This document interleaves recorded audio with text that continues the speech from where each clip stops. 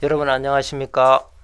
마태복음 24장 30절에 인자가 구름을 타고 능력과 큰 영광으로 오는 것을 보리라고 예수님이 친히 말씀하셨습니다. 예수님은 말세에 대해서 말씀하시다가 주의 강림하심을 직접 이렇게 말씀하셨습니다. 그리고 예수님은 24장 42절에 그러므로 깨어 있으라 어느 날에 너희 주가 임할는지 너희가 알지 못한다고 했습니다. 깨어 있으라고 했습니다. 44절에는 이러므로 너희도 예비하고 있으라고 했습니다. 생각지 않은 때 인자가 오리라고 말씀하셨습니다.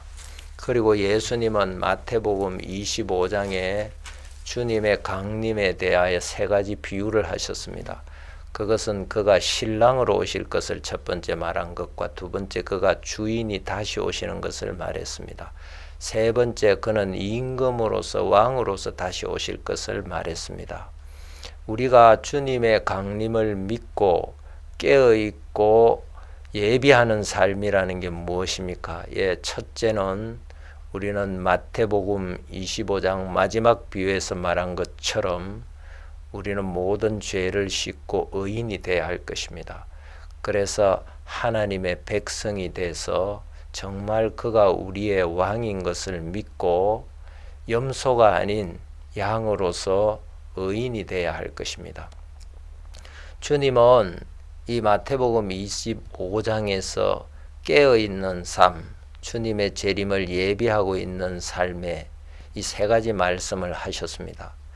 첫 번째, 주님은 신랑으로서 다시 온다고 말했습니다. 그러면 우리는 신랑을 맞이하는 처녀인 것입니다. 신랑을 준비하고 기다리는 처녀는 어떤 사람입니까? 신랑을 곧 맞이할 거니까 그분을 실제로 만나기 전에 마음의 신랑을 두고 있는 사람입니다. 그래서 그 마음의 신랑의 마음을 받고 마음의 신랑의 말씀을 듣고 사는 사람인 것입니다. 우리는 신랑이신 그분 앞에 처녀요 신부입니다. 신부는 처녀는 신부가 하고 싶은 대로 하는 것이 아니고 신랑이 기뻐하는 것을 준비하고 신랑의 말씀을 듣고 사는 것입니다.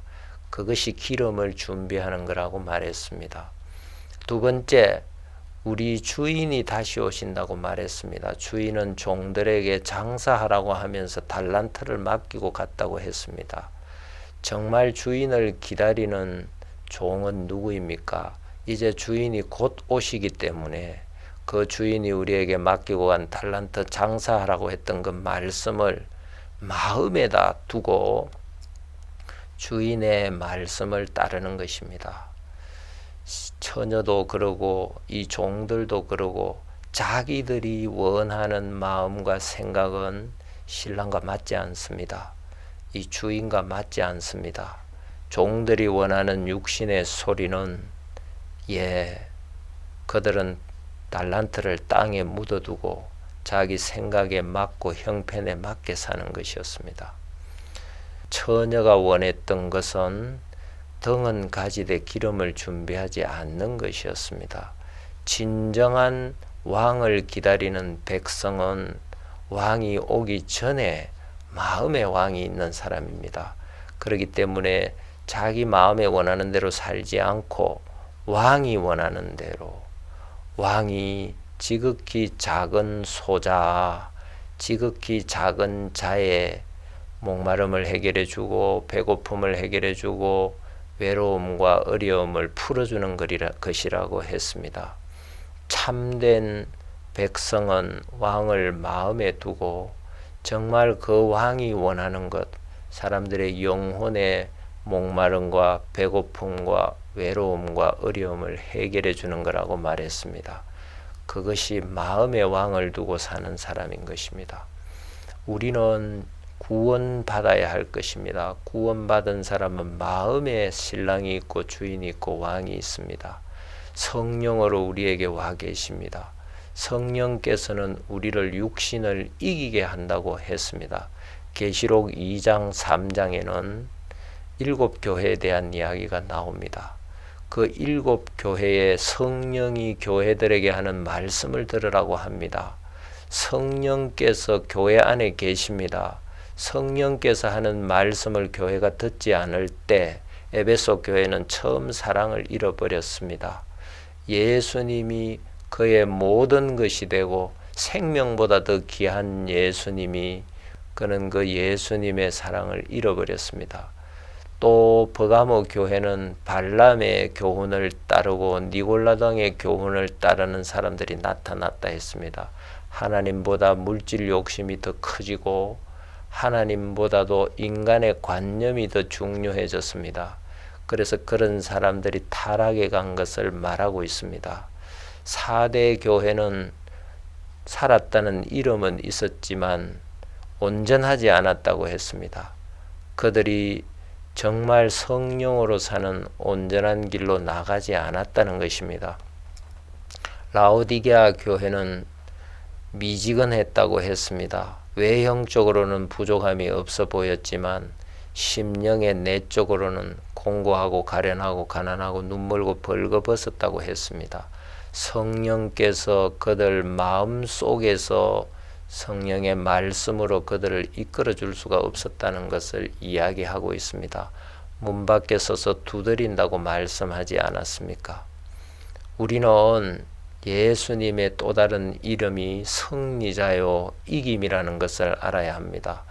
예수님은 고린도전서 15장 57절에 그 부활하신 예수님은 우리에게 이김을 준다고 말했습니다. 예수 그리스도로 말미암아 우리에게 이김을 주시는 하나님께 감사하리로다 하고 이야기하고 있습니다. 로마서 8장도 이 모든 일에 우리를 사랑하시는 이로 말미암아 넉넉히 이긴다고 했습니다. 환난도 이기고 공고도 이기고 핍박도 이기고 부끄러움도 이기고 칼도 이긴다고 말했습니다. 정말 주님을 기다리는 삶이 무엇입니까? 우리 안에 계신 성령의 음성으로, 이 교회 안에 계신 성령의 음성으로 자기 생각을 이기고 세상을 이기며 육신의 유혹을 이기고 세상을 이기는 것입니다. 그 사람이 주님의 재림을 준비하는 사람인 것입니다. 물론 예수님이 그 안에 계시지 않는다면 모든 죄를 씻고 먼저 하나님의 의를 얻고 의인이 돼서 구원을 받아야 할 것이며 죄의 사함을 얻을 때 오시는 예수님의 성령을 받아야 할 것입니다. 구원받지 않은 사람은 먼저 분명히 죄 사함을 받고 성령을 받는 것이 예수님을 준비하는 것이고, 성령을 받은 하나님의 백성이고 이 교회의 형제 자매님들이라면 그 사람들은 성령으로 육신을 이기는 삶을 살아야 하는 것입니다.